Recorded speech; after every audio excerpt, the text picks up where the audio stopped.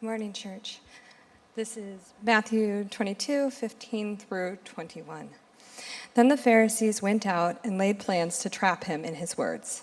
They sent their disciples to him along with the Herodians. "Teacher," they said, "we know that you are a man of integrity and that you teach the way of God in accordance with the truth. You aren't swayed by others because you pay no attention to who they are. Tell us then, what is your opinion? Is it right to pay the imperial tax to Caesar or not?" But Jesus, knowing their evil intent, said, "You hypocrites, why are you trying to trap me? Show me the coin used for paying the tax." They brought him a denarius, and he asked them, "Whose image is this, and whose inscription?" "Caesar's," they replied. Then he said to them, "So give back to Caesar what is Caesar's, and to God what is God's." Thank you, Sarah. Good morning. So my son Henry is a smart kid. He's especially talented at language arts, so things like reading, writing, vocabulary, but that does not mean he always gets it right. So a few weeks back, I was driving Henry to school, and as we approached the building, we saw some flashing lights up ahead. And it turns out there was a fender bender right outside the school parking lot. And so Henry, being a compassionate kid, asked me, "Dad, do you think everybody's okay?" So I took a second to look at the scene and told Henry, "Yeah, buddy, the cars are a little bit banged up, but things don't look too bad." So Henry then takes a minute to survey the scene for himself before agreeing with me by saying, "Yeah, Dad, I think you're right. There's not even that much debris on the road." Now, it took me a minute to put it together, but eventually I realized his error. And so calmly, and with only a hint of a smirk on my face, I turned to Henry and said, "Buddy, your word choice, awesome, but it's actually pronounced debris." Henry, I appreciate you being brave enough and kind enough to let me share that with all these people this morning. And I assure you, buddy, you are in good company, isn't he? I mean, we've all been there. Yes, thank you. We have all been there before. We think we understand something. We think we've got it right until suddenly, and sometimes painfully, it's revealed that we've had it wrong all along. Well, thankfully for Henry, the stakes were pretty low when it comes to the pronunciation of the word debris. But sometimes, folks, the stakes are a whole lot higher. As a case in point, me and the Bible. So for a long time, I read the Bible the wrong way. I saw the Bible as a book all about me. I was the protagonist, and the Bible was my resource, my guide on my journey. It was a how-to manual for Dayne's life. But at some point, I came to the realization that the Bible isn't all about me. And I hate to be the bearer of bad news, but it's not all about you either. At its root, the Bible is a book all about Jesus. Now, don't get me wrong. I'm not saying that you and I can't take a lot from the Bible and apply it to our own lives. But what I am saying is that the Bible is less a how-to guide and more a work of inspirational literature. Now, I want to pause there a minute, because some of you might hear that phrase, inspirational literature, and make some assumptions. You maybe would assume that I'm saying the Bible isn't authoritative. So let me be absolutely clear. I'm not saying that. The Bible is authoritative. As Paul puts it in 2 Timothy 3:16, all scripture is God-breathed and useful for teaching, rebuking, correcting, and training in righteousness. So let me say it again, loud and clear. The Bible is authoritative. But it's not merely a rule book. Rather, in the Bible, God tends to reveal his will and his wisdom through the inspirational life of Jesus. So maybe take this as a parallel. I'm the dad of 2 tweens, which, to put it mildly, is quite confusing at times. Anybody else there? It's rough. So let's say, just for a minute, let's pretend hypothetically, I want to get better at this whole fatherhood thing, and I'm looking for a resource to help me in that endeavor. Now, I've got a few options. I could call on a book called 10 Steps to Being a Better Dad. That would be a how-to approach. But equally, I might find myself watching Finding Nemo. That's an inspirational approach. So Finding Nemo isn't about me, and interestingly, it's not actually about Nemo either. Finding Nemo is all about Nemo's dad, Marlin. He's a clownfish who swims halfway across the ocean to find his lost son. And Marlin and I are quite different. His story is decidedly not my story. And yet, by witnessing Marlin's journey firsthand, I find that I learn a lot about fatherhood, and therefore I learn a lot about myself. By watching Marlin live his life, I'm inspired to live mine differently. And so when we read the Bible with Jesus as the center point rather than ourselves, a similar sort of thing happens. By observing how Jesus lived his life, we should be inspired to live our lives differently.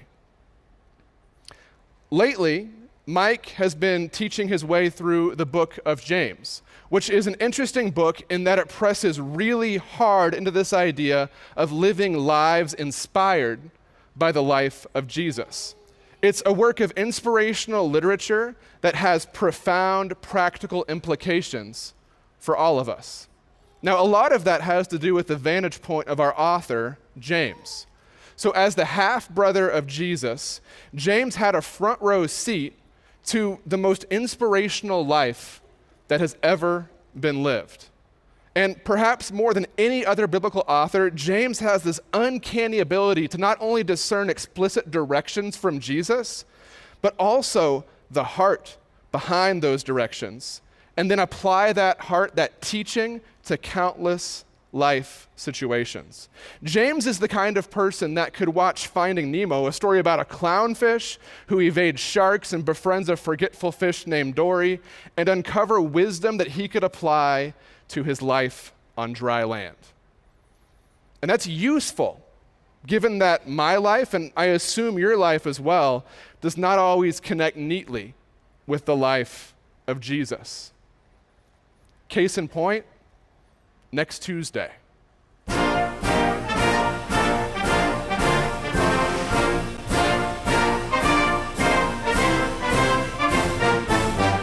Thank you, sound effects team. If you're failing to connect the dots, let me remind you the significance of next Tuesday. It's election day. It's an important day. It's a day that we as followers of Jesus ought to want to get right. And if you're sitting in this room today, I'm going to make an assumption. I'm going to assume that you believe the gospel of Jesus and that you want to apply the teachings of Jesus to all areas of your life, including next Tuesday. So how do we approach election day and politics more broadly in light of Jesus' life and Jesus' teachings? It's a really good question, but it's also really difficult to answer given the world in which Jesus lived. To my knowledge, in his entire life, Jesus was not allowed to cast a vote in a single election. He and his fellow Jews lived under the totalitarian control of the Roman Empire. And Rome was not big on voting or even representation. So if our base question this morning is how would Jesus vote, then I'm afraid we're going to come up empty, because the fact is we have no idea, because Jesus didn't vote. Jesus couldn't vote. But what if we boil that question down a bit? What if we take a more Jamesian approach and consider that Jesus may not have voted, but did he ever do anything resembling voting that might reveal his heart and that we can apply to our current context? A vote can represent a lot of things to a lot of people. It can be a form of political participation. It could be an act of advocacy. It might be a means of bringing about change or preserving important norms.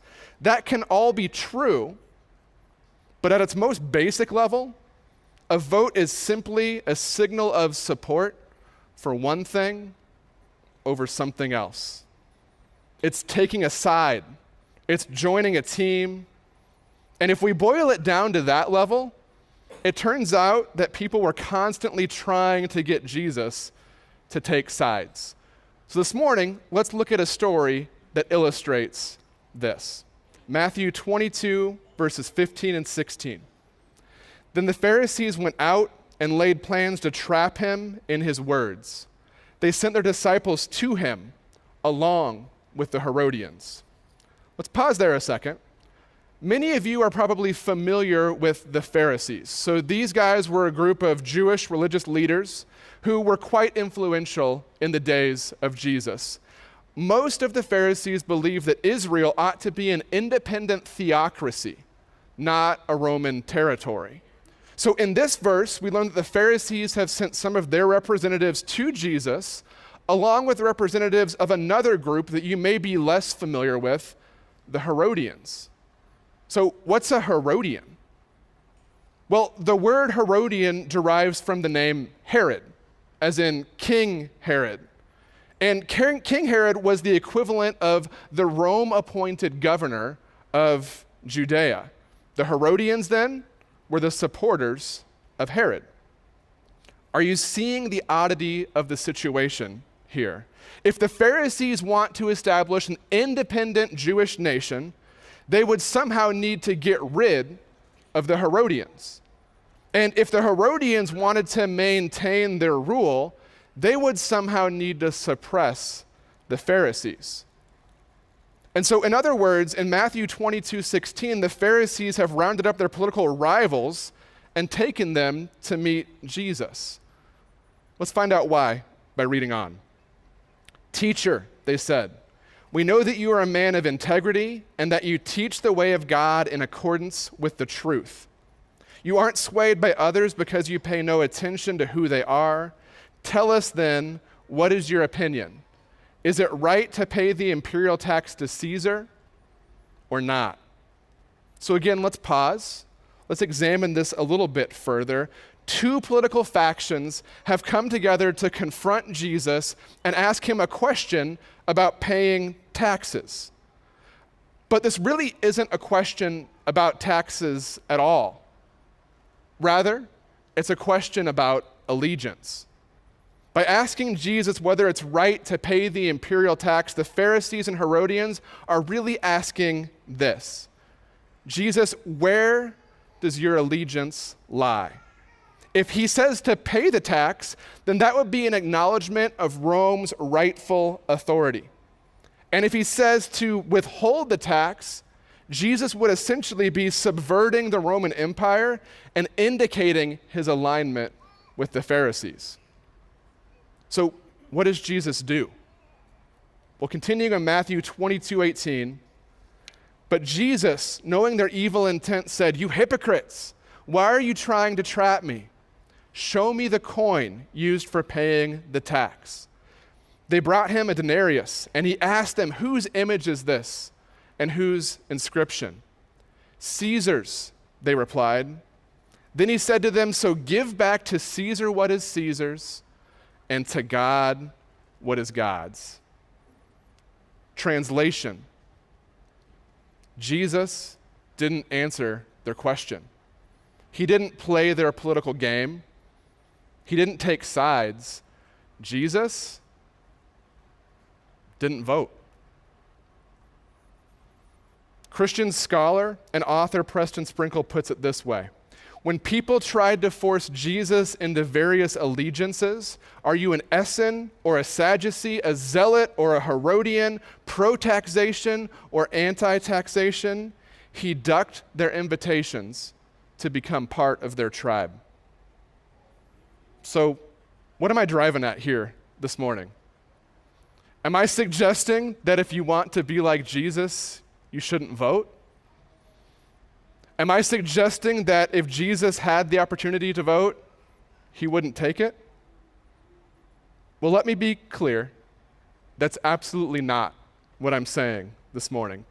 Personally, I'm of the opinion that our right to vote is a privilege that we shouldn't take for granted, and a privilege that Jesus was never afforded. But I am saying that although our vote is a lot of things, perhaps it isn't everything. In fact, I think it's quite possible that our vote has the potential to be a distraction from something far, far more important. So what do I mean? Well, we've just established that Jesus didn't have the right to vote. We've also established that Jesus declined to take sides on one of the most contentious and polarizing political debates of his day. And yet, quotes like this one exist. One of the aggravating things about Jesus, at least to his compatriots, was his politics. Jesus' politics led Judas to betray him, the religious leaders to arrest him, and the Romans to crucify him. That's from Baptist writer Eric Black, and this opinion is not exclusive to Black. In fact, it's quite popular. Historian after historian and theologian after theologian have concluded that Jesus of Nazareth was without a doubt the most influential political figure in the history of the world. How's that possible? How can a man who never held elected office, who could not vote, and who often sidestepped political discourse, be labeled the most influential political figure of all time? Let's get back into Matthew. Teacher, they said, we know that you are a man of integrity and that you teach the way of God in accordance with the truth. You aren't swayed by others because you pay no attention to who they are. Tell us then, what is your opinion? Is it right to pay the imperial tax to Caesar or not? But Jesus, knowing their evil intent, said, you hypocrites, why are you trying to trap me? Show me the coin used for paying the tax. They brought him a denarius, and he asked them, whose image is this and whose inscription? Caesar's, they replied. Then he said to them, so give back to Caesar what is Caesar's, and to God what is God's. Jesus didn't vote. Not because voting isn't important, but because it's not nearly as important as the much more difficult task of actually loving other people. Jesus is considered the most influential political figure of all time, not because of his voting record or his party affiliation. Jesus is considered the most influential political figure of all time because he fed the hungry, because he noticed the marginalized, because he dignified women and children, because he befriended outcasts.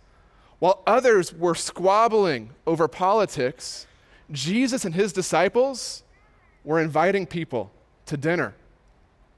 While others were vying for wealth and power, Jesus and his followers lived modestly, and they avoided the spotlight. While others drew lines between themselves and their opponents, Jesus erased lines and made new friends. Folks, Election Day is just 2 days away. How are you preparing for that? Are you analyzing policy? Are you following the latest polls? Are you reading lots of articles or watching lots of news? Are you planning to vote? I hope you're planning to vote because I believe that your vote matters. But I really, really hope it's not all that matters to you. Because often it's what we do when we're not voting that makes the most difference in this world. One more thing I think is worth mentioning here. So far, I've made the case that we should regard acts of service as more important than voting because Jesus devoted his life to serving others, and we want to follow his example. And I hope that for most of you, that's argument enough.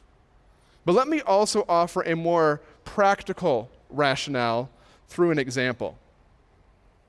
Prohibition. In 1920, the United States, fueled largely by the good intentions of conservative Christians, outlawed the production, import, and sale of alcohol. With the passing of prohibition, many advocates predicted the end of all kinds of unsavory and undesirable behavior in America. But the results told a very different story. Over the next decade, organized crime and police bribery dramatically increased. The homicide rate rose 78%. Thousands of Americans died from tainted liquor made by inexperienced bootleggers. Courtrooms and jails overflowed, crippling the criminal justice system. It turns out that prohibition changed the law, but it didn't change the hearts of many Americans. A more modern example for you. For years, Christian voters and political activists have been working hard to overturn Roe v. Wade, the court ruling that served as the basis for legalized abortion in the United States. So these folks have voted for representatives they hoped would place limits on abortion, and for presidents they hoped would appoint Supreme Court justices who might reconsider that ruling. Many saw Roe's overturn as the key to ending abortion in America. And so when in 2023 the court ruled to overturn Roe and let states decide for themselves how to legislate abortion access, many people cheered and declared that abortion had been dealt a fatal blow. But what actually happened was pretty stunning. Even with many states making abortion illegal and others restricting access to it highly, the overall number of abortions in the United States has gone up an estimated 11% since the overturn of Roe. How's that possible? Well, as with prohibition, it turns out that mandating behavior doesn't win hearts for Jesus. Pro-life advocates got the law changed, but they didn't change the hearts of their neighbors. And additionally, it appears that they haven't been doing a great job of caring for those who decided against abortion either. As you might expect, many women who are considering abortion are unmarried. And so when these women decide against an abortion and end up having their child, many end up as single moms.